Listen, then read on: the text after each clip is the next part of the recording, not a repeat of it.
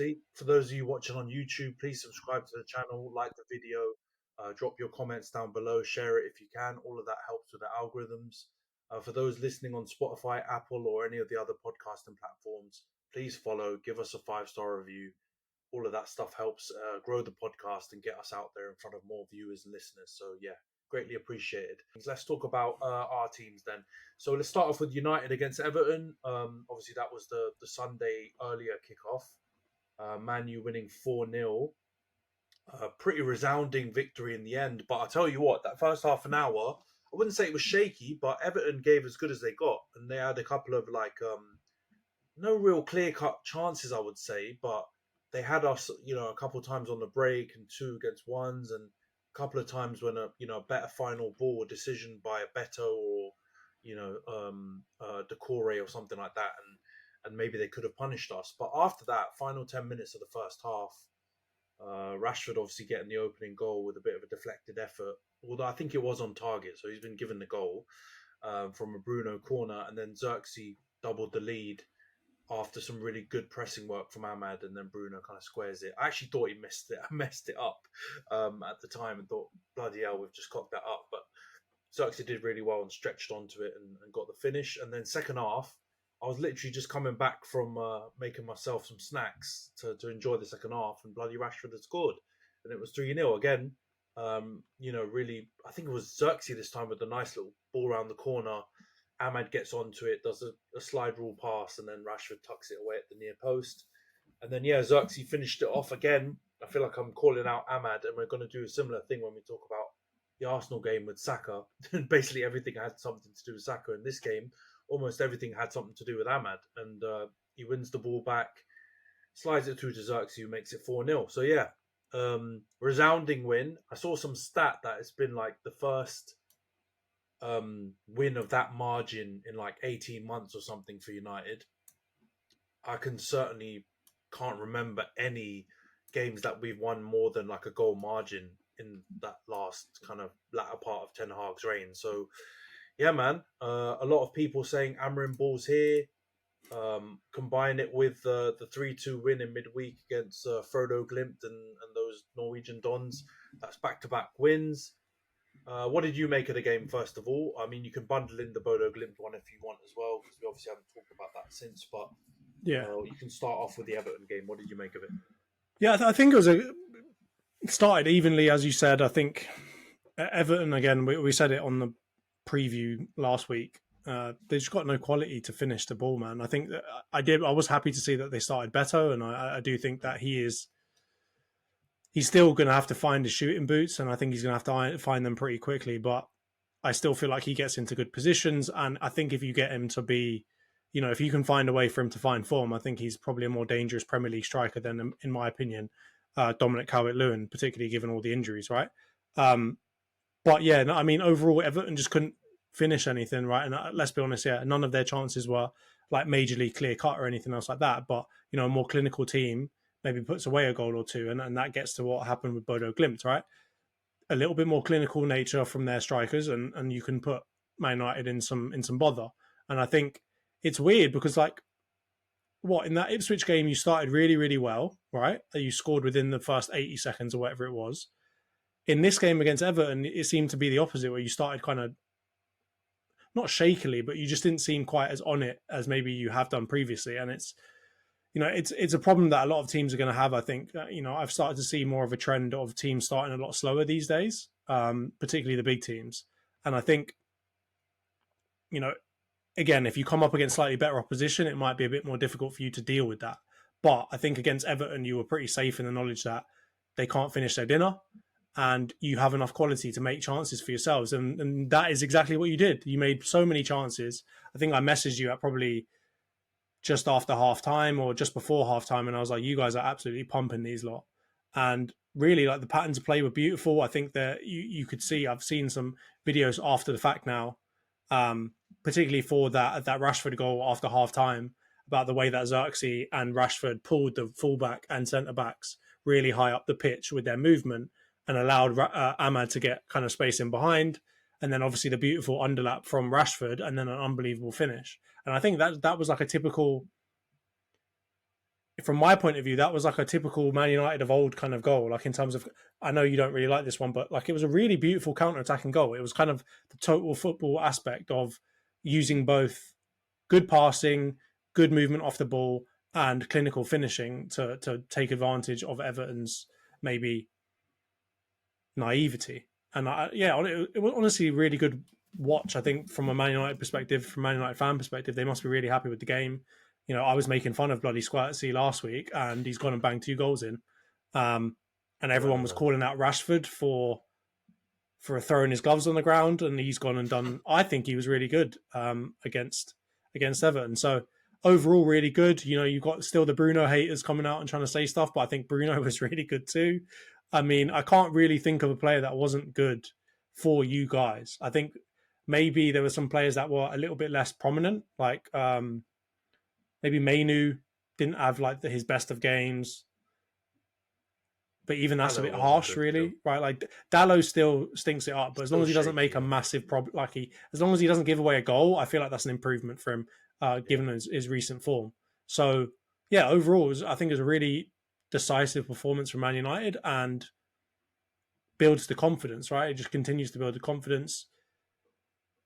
I think the Bodo Glimt kind of comeback as well helps. That all of this stuff helps. Obviously, the Bodo Glimt one probably should have been more comfortable than that, but it's an unknown quantity. I know everybody always makes fun of these kinds of teams, but especially if it's your second game in charge, coming up against a team that you can probably, you don't know that all that much about, you've almost never played before, that are doing relatively well in the Europa, like it's a weird unknown quantity. And that's not to excuse Man United. I think you should have done better than you did, because you definitely have man for man better quality than they do, but shows the mental strength as well as the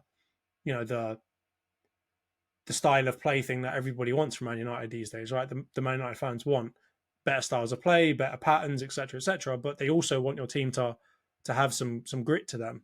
And I think that Bodo Glimt match, you probably showed that well as well. So it was those 2 matches were a good combination of the mental side of the game, where everybody wants Man United to be really tough and difficult to beat, and then at the same time maybe the beautiful side of the game, where you want to play good football, your players want you want your players to play well, etc. So overall good. Still, you need to probably face better opposition to really have faith, and I think you'll get that during the midweek fixture against us. But I think you've got to be positive about it as a Man United fan, right? Yeah, we just on that. Yeah, we'll definitely get that. We've obviously got you guys in the midweek, and we've got Nottingham Forest on the weekend, so we'll talk about that in the predictions. But yeah, different level of opposition. But yeah, I mean, it's encouraging. I would actually agree. I think Amorim post match, we'll talk about it in a minute, talking about some of his comments, but something I really agree with. It sounds mental, but I actually think we played better against Bodo Glimt than we did against Everton. And I think Bodo Glimt one it is what you said. It is a bit of an unknown quantity, and I compare it a little bit to the Twente game that we had earlier in the season, where they're much better than you think. You should still beat them, but they're not bums. And to be honest, their first goal was quality. I mean, he binsed it, top corner, and there's nothing you can really do about that. It was a chance on the edge of the box, and there's no guarantee someone finishes it. It wasn't like they were, creating, easy chances. And then you've got Taro Malacia, who, bless him, I feel like he was okay actually in that game. People are acting like he got pulled because he was playing absolute rubbish. I think it was partly because of his fitness. And him coming back, I think he probably had agreed he was only going to play half a game, but he had a hard one. That Hinkernagel, or whatever his name is, the Swiss Don, Austrian Don, who I remember from the Euros, gave him a really tough time and absolutely dragged him for that second goal. So it can happen, but I think the quality, the goals that we scored in that game, I think the quality was really high. Like both the Højlund goals. The first one was individual quality, but also really good play from Mazraoui to kind of get the ball in, and then he has a really great finish. And the second one that he scored was a really well worked goal, where you want, like, as a United fan, you want to see more cutback tap-ins.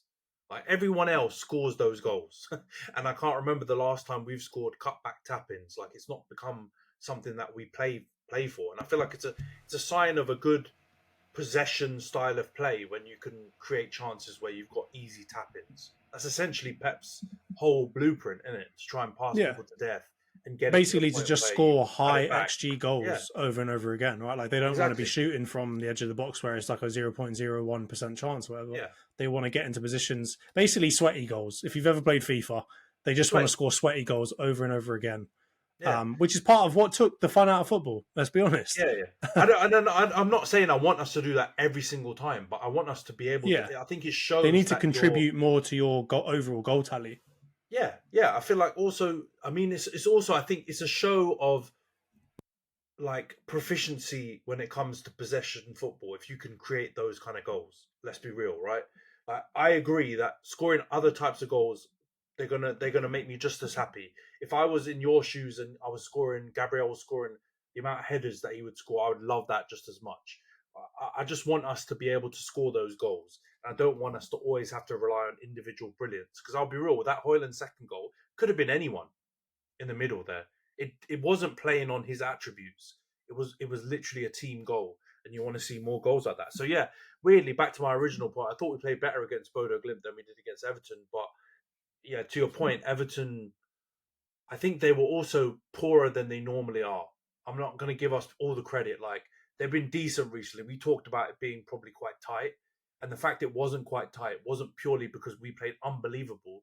Let's be real. Ahmad created 2 goals by pressing and winning the ball back. Their defenders, Branthwaite and I think it was Tarkowski, should be looking at themselves for that. As much as you can give Ahmad praise, they effed it up too. And then, Rashford's one's a deflection, bit of luck, but you create your own luck.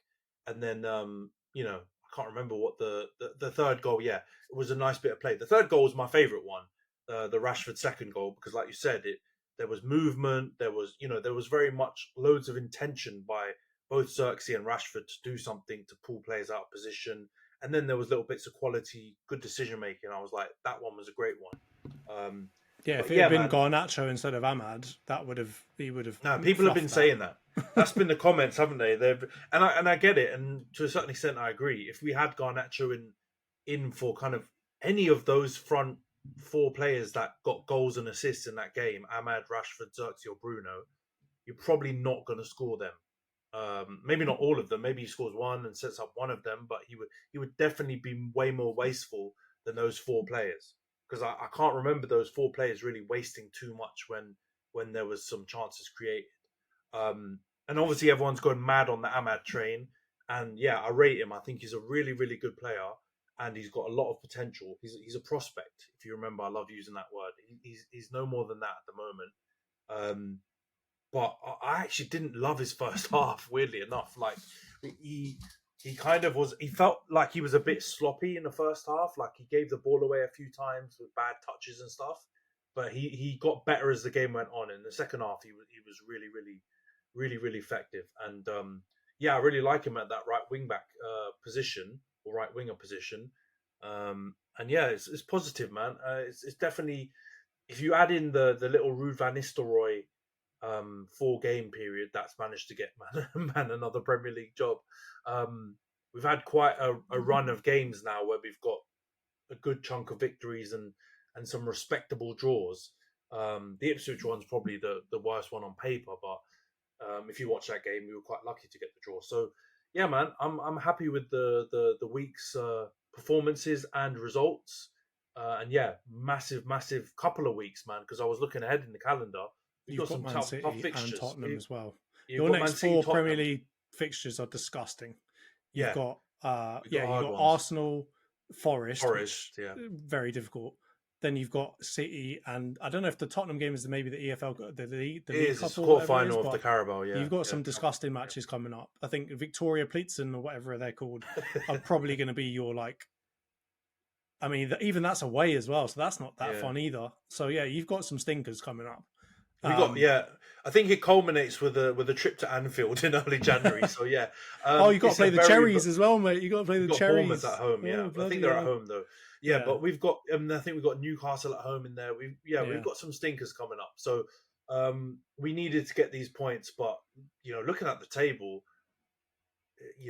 I think it's going to seesaw for right up until January with all those teams from like 5th to everyone's so 13th. close.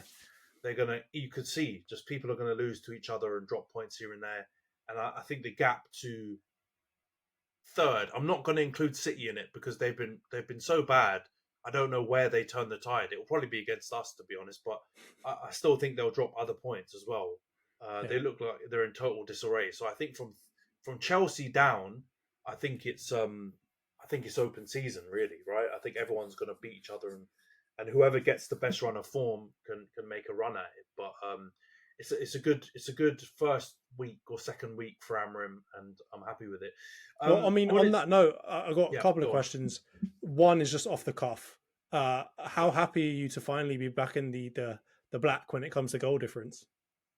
No, I'm ecstatic. We were joking about it on the group chat. I've been waiting for weeks for us to do it. It kind of teetered on 0 and -1 for a little while, but yeah, typical, isn't it? Been waiting forever, and then we get a 4-0 and it just shoots us right back into the black. But yeah, top half and back in positive goal difference. There you this go. Has been a heck Thank of a week you, Everton. Yeah, well, you need to play them every week, mate.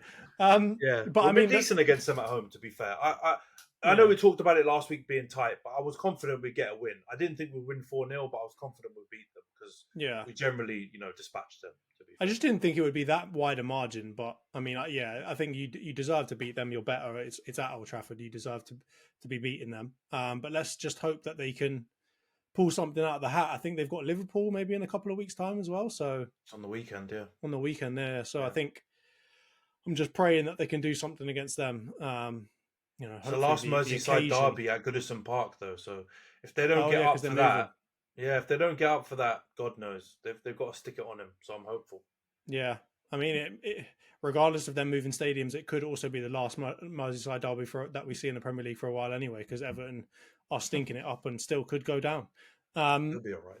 They'll be fine. But the other question I was going to ask you is just about Amorim, right? Because I think he came out after the game. And he's not wrong. He's got bloody tons of interviews to do. Like literally every 5 seconds, I've seen new clips. I feel like he's got hours and hours and hours of interviews now. Man's got footage available for people to analyze. And he's come out after the game, obviously trying to give more credit to the players. I think rightfully so. I think they were really good. But obviously, you've got to say that Amorim is the catalyst. So I mean, what did you make of those comments? And I mean, I had a big question for you. Really, was like, the players look so happy after the game, and so why do you think that they're performing so much better now under Amorim and I guess technically under Ruud as well? Like, 2-part question there. I think it's a bit of the it's quite obvious that the Ten Hag that pretty much, I want to say the whole of 2024, because I don't want to say it was the whole of last season, but I think the Sancho situation of last season and kind of changed the whole face of it. And I think it's obvious now that a ton of the players fell out with him. A ton of the players were unhappy with him and his style of play even, and training and all kinds of stuff like that. All the comments, the first training session Amorim had and all these players coming out saying top session, great session. It felt very pointed to me that they were kind of pointing out that they hadn't had a top session for a while or something like that. You know what I mean? So I just feel like there were also those murmurs after the FA Cup win when the review was done and they decided to keep Ten Hag, that players were shocked that they came to that decision. So I think it's obvious, isn't it? And I'm not going to tarnish all of these players with it because they've changed over the different managers. It's not the same players completely, but we've seen very much a Chelseaification happen to our changing room. If you remember when after Jose and it became like the players were running the dressing room, and they just had managers coming in and out, and it felt like John Terry was deciding who the manager was essentially, right? And they would down tools and then play well and then win titles and then down tools again and just would fluctuate depending on how they felt about the manager. And we've been like that for at least the last 4 or 5 years. I'd say probably around the Mourinho days is when it really started to kick in at United. So we've made comments, and I've probably even said it on the pod that I wouldn't be shocked. I bet you all the money I have that the players will start smiling and they'll start playing better and they'll start acting like they've just been, let out of a, life sentence from prison or something as soon as Ten Hag leaves. And sure enough, that's how it looks, isn't it? So, um, yeah, man. As I said to you yesterday when we briefly discussed it, the proof's in the pudding, man. Keep it going, and don't let these players that have been here for the big chunk of the time and gone through a lot of these previous managers. They better not let it define them, because a lot of them don't have many chances left to try and prove themselves. So they better pull it out now. They better start performing. They better do it for a length of time and do it consistently, and don't just do it when they're up for a contract renewal or when they feel like they've got something to prove. Just do it constantly. And so yeah, until that happens, I'm not gonna.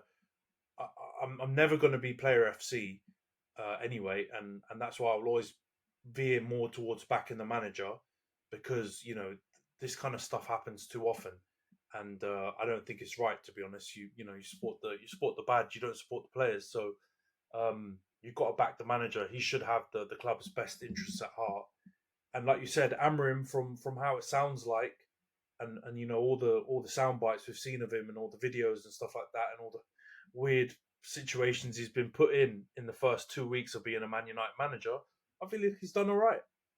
And he's been honest. He's been, you know, saying things also I feel like in a digestible way. He hasn't come out and lambasted the players when they've been rubbish, or gone overboard on the players when they've done well. So like yesterday, or was it yesterday or the day before, whenever the game was, the way he was talking about Rashford, Xerxes, it was still like they've got a lot to do, they've got a lot to prove, they've got a lot to they've got more levels to get to. Let's not just act like those performances are good enough. They can do even better than that. So I agree with him, and I agree also that you should give more credit to the players for yesterday's win than him, because as much as I agree with you, there were some nice patterns of play, and the way we kept the ball and moved it was pretty good.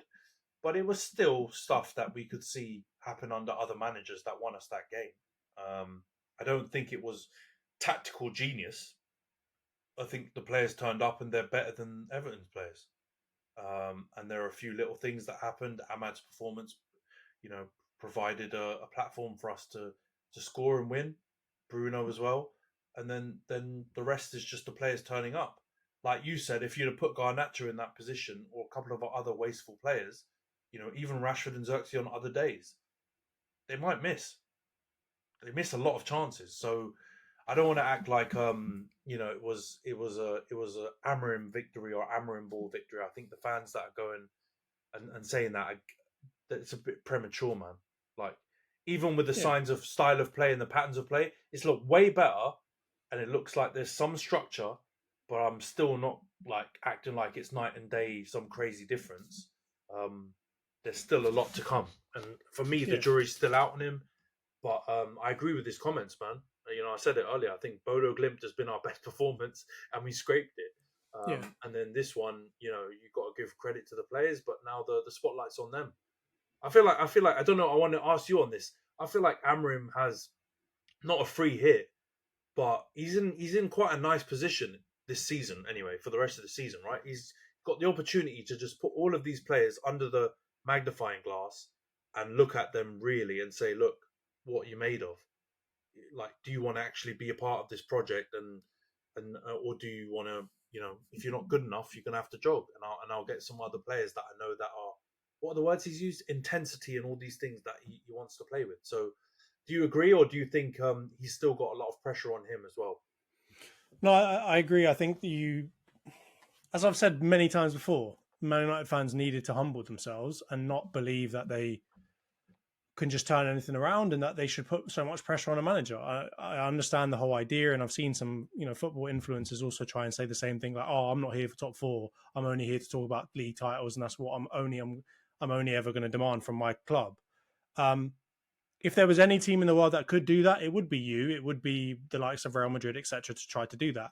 But I think that you've been in the mud for so long now that there's a need for your fans to maybe just take a step down, realize what it's going to take to get back there. And I think as a result of, you might actually say Ten Hag's like last let's say last season, not including kind of winning the final against City, it was a humbling experience for you guys. I think you all realised, it can be rough out here, and I think particularly by the end of that Ten Hag reign, you guys were really down in the dumps and like, oh my god, what are we going to do, right? And even the most staunch Ten Hag in fans were like, all right, no, I'm done now, right? Because I would have said that you were relatively backing of him. I know Flex for a long time was backing him. There's a lot of people that were backing him. And even you guys at a certain point were just like, I cannot continue to condone this. So that experience, I think, has given Amorim the right platform to set foot on. And I think it's quite similar to Arsenal too. With Arteta, it was like, we honestly, anybody will make me happy. Just don't be as bad as the last guy. And, over time, I want to see some improvement, but just don't be as bad as the last guy. And I think with you guys, that's what you've essentially given Amorim the platform to do this season, because it's a mid-year sacking. It's not at like a perfect time because they didn't do it during January or during some sort of break. It was literally like, you're getting sacked. Next guy's got a week basically to deal with these new players and try and get a tune out of them. So as a result of that, I think fans, I think pundits, I think a lot of people will give them kind of a break and give him a bit of a break to realize like that's not an easy situation to come into. Also, I think it's relatively well known at this point that you've got player problems and you've got sometimes attitude problems from those players too. I think that goes more to his case too, to say it's not going to be easy for him to handle with these guys. And that's why I say, I'm not a Man United fan, and I genuinely hope you guys do well up until the point where you start to challenge us. But my main takeaway has been that I think he's handled it brilliantly, because I think if you think about it, from 3 games that you've had with him, from like 3-4 weeks that you've had with him, what can you really judge him on, right? What could anyone influence in 3 or 4 weeks time? Number one is just results. Are you getting better results than you were before? I think the answer is yes. I think Ipswich, we can forget about that one. That was his first game. But I think other than that, you came back against Bodo, got the win, you resounding victory against Everton. That's really all you could ask for. The only other thing that you could ask for is for you to just go out there and slap Ipswich or something, right? So I think I'll give him like a B for that. But I think the more important thing that you can affect in a very short amount of time is, do people actually like you? Right? Do your players like you? Do the media like you? Do your fans like you? And I think the answer is yes, right? Like, even if you've got Gary Cottrell being an absolute C word and trying to force him to speak English when he's in a Portuguese interview for Sporting or whatever it is, even if you've got that, he came out of it looking decent, right? He didn't tell him to jog or do one, didn't say anything mean. So far, all of the interviews I've seen with him, as you say, he's easy to understand, which is the exact opposite of Ten Hag. And I think people get frustrated when they can't understand a person, right? Like, I get frustrated listening to Pep. I don't know about anybody else, but my man's English is absolute crap after 7 years. And I honestly don't understand what he's trying to say. And I'm not trying to say that as if like I can speak multiple languages. Fair play to him. He can speak multiple languages. It's not easy to do that. But I can't understand, man. And it makes me not like him that much, right? Like, he's not, one of the big reasons everybody loves Ange, not only because he's saying mate all the time, but because he actually makes some, like, he can express himself very well in English because he's Australian, right? And it's his native tongue. So I think for Ruben Amorim, who's not natively English speaking, I think he's done an amazing job to communicate very clearly what he wants from his players, how he's going to judge his players, like situations of players coming back from injury. Like I saw a recent video of him talking about Yoro, and Yoro's probably going to be back in the squad. They asked about other players. Do you think that they'll be back, or do you think they'll be able to play against Arsenal? He just says, I don't really know yet. We've got to see. Some people are still tired. He's not trying to dance around subjects. He's not trying to, keep information, trade secrets to himself or anything else like that. He's just saying what needs to be said. He's saying the truth. And it looks like, from what I can see, the players are supporting him and they're backing him, and they appear to be relatively happy, which I think they did not look under Ten Hag. Like, even when you guys won against City in the final, I feel like you looked happier yesterday than you did that time. Like, when you beat City, it was more like relief. Like, in spite of that guy, we just done this. And they seem to be more celebrating with themselves. But I feel like that win against Everton yesterday, you seemed more like as a team spirit. Amorim seems to be prioritizing clapping the fans and showing respect to the team, the fans, all of the history, the legacy of United. So I think no, he's got to be really highly rated. I think he does have a free hit for the season, but I think that he can. I honestly believe he's going to probably overachieve versus expectations in terms of what you guys think he's going to do. So even though he's got a free hit for the season, I can see him doing well. Like I could see him being maybe a bit of an early shout, but I think you'll make top 6, and I wouldn't be massively shocked if you got 5th. And I'd love to see you get City out top 4. It'd be really great for them to go from winning 4 in a row and the treble before that to not even being in the Champions League. So yeah, I think he'll do well, and I really do hope that he knocks City out of the Champions League. There's your master plan revealed. Yeah, no, I think that or Chelsea. Knock one of them two out. I'm happy, man. Do what you got to do. I'll take. You know what? I'll take Liverpool as well.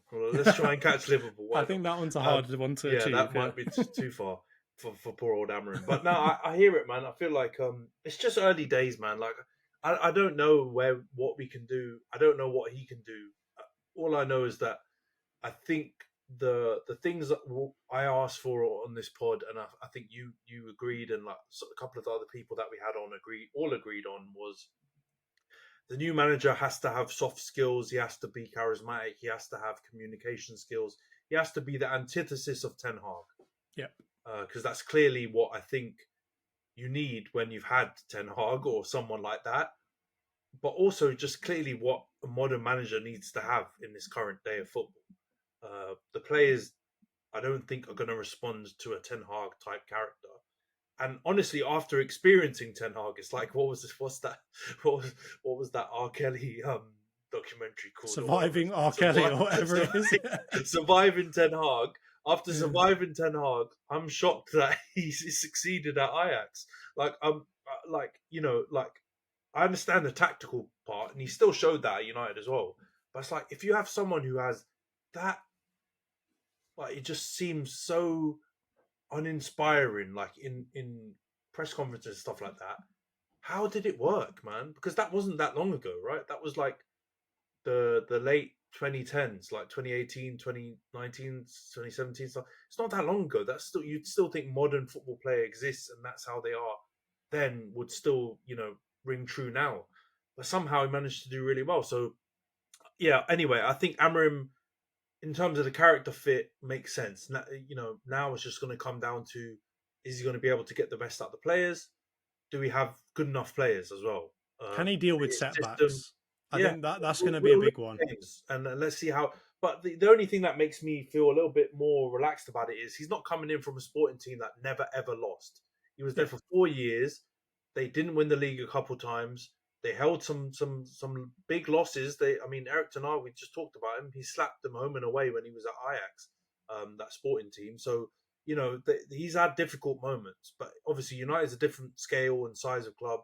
Can he deal with it? So far, so good, but it's literally 2.5 weeks. So that's why it's hard for me to overhype it or hard for me to go too down on it. Let's just wait and see. I don't know if it's free hit, but he's still got expectations. So he can't come bottom half of the table. If I don't think you guys will like that, right? And it's like a health bar in a video game, right? You've only got so much to survive, and I think over a large amount of time, you can't disappoint too frequently. And I think with him, if he were to come bottom half of the table, that would be the first disappointment, and then he'd have to kind of claw his way back from that, right? It's almost a zero-sum game. If you -3 last year because you had a bad year, you've got to earn it back this year, right? And just to get back to 0. So I don't think that will happen. I think that I'm going to be honest with you, man. I'm not liking what I'm seeing from a lot of the top teams. Like Newcastle are stinking it up, right? They're kind of up and down. Aston Villa, who's talking about Emery now being better than Arteta? Let's hear it. Come on. Come out your caves. Shut up, mate. Like West Ham, we all thought were going to be good with their squad. They look stinky. That's someone I don't understand. Have you heard Lopetegui talk? I can't understand what he's saying. Exactly. That's what I mean, and that's why no wonder he's getting sent off and sent to the stands because no one can bloody understand what he's saying anyway. It's probably better for him to have to speak to somebody else to translate it onto the players on the pitch. Yeah. But Tottenham have been really up and down. Again, I know they beat City, but weird performance against Fulham. City obviously are stinking it up. That game as well. Exactly. Should have won that game. So it's like There's it's all to play for. I think, right? Like you're not just going to be fighting against those teams. You're going to be fighting against the Brightons, the Brentfords, the Nottingham Forest, who kind of overperforming versus where you expect them to be. And I genuinely think that they will probably tail off towards the end of the season, whereas you guys might be able to come on a couple of leaps and bounds and maybe overtake them. Like I think it was, which season was it? I think it was under 10, not last season, the season before it, where you guys like crept in right at the end and managed to get a decent result. I think that could easily happen again this year because of the fact that all of those teams are performing so badly. And that's not to say that I think City and Tottenham will be crap forever, and Newcastle and Villa and all that. But I mean, they've got to start performing soon, otherwise they're going to be pretty far back, and it's going to be difficult for them to get back into the top 4, top 5, top 6. So I think Amorim will do well this season. But the only other thing I was going to say really is the one other judgment I will make on him is how many fallouts he has and how well he recovers from them. Because that I'm going to try and keep consistent with it. I was a big opponent of the way Ten Hag, whether he treated people in a bad way or he just didn't manage to treat them in a way that didn't come out into the press, right? Like, you don't have to treat everyone with kid gloves and love them and make them feel great even when they're being a bit of an asshole. That's totally fine. But as a Man United manager, you need to try and keep things in-house. You've already got bloody spies everywhere. You've got thousands of journalists trying to get a story from anything that happens to you guys. You've got to be able to keep things under wraps. And Ten Hag did not do that, right? Whether he was right or wrong about the Sancho thing, the Ronaldo thing, the Rashford things, whatever. I don't care whether you think he was right or wrong. He didn't keep them under wraps. They all came out somehow or another. And that's not a good sign. That doesn't build harmony within the team. And I think as part of that soft skills man management part of Amorim, he's going to have to try to keep that under wraps. Number one, try not to fight with people constantly or try to move them on from the team as quickly as you can, like Arteta with Aubameyang or whatever you want to do. Just keep them quiet, keep them away, and don't let anything happen, right? And then number two, if something does happen, he's going to have to try and keep it under wraps, right? Either find a resolution to it really quickly or, find a way for them not to tell everyone about it. And that's going to be the other thing. I don't know if there's a timer on that one. You never know when that could happen. But you've definitely still got some diva-ish type personalities technically in your team that it could happen with. So that's going to be the other way that I will judge him. So, again, I hope for the sake of, me not having to listen to bloody constant Man United players arguing with whoever and this and that and anti-Sancho hate from you and all that other stuff. For that sake, I hope it doesn't ever happen. But that is another thing I'll judge him on. No, the anti-Sancho hate will always exist. No, it will now, yeah. But can we not make any more Sanchos, please? Well, that's up to them. That's not up to me. I agree with you. Yeah, you got to deal with it in a way where it's not a consistent theme. If it happens occasionally, then it's fine. But like, you can't have every season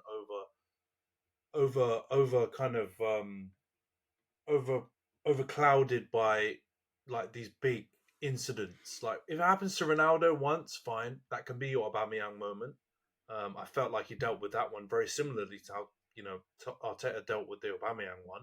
But then when it's a Sancho and then the Rashford and then it keeps on happening, that's a different scenario. So hopefully he deals with things in the right way, and we'll see. The proof, again, like I said, the proof is in the pudding. When I say that, it can go many ways. I'm not predicting that it will only be good or it will be good at all. We don't know. It's only 2.5 weeks in. We'll have to wait and see.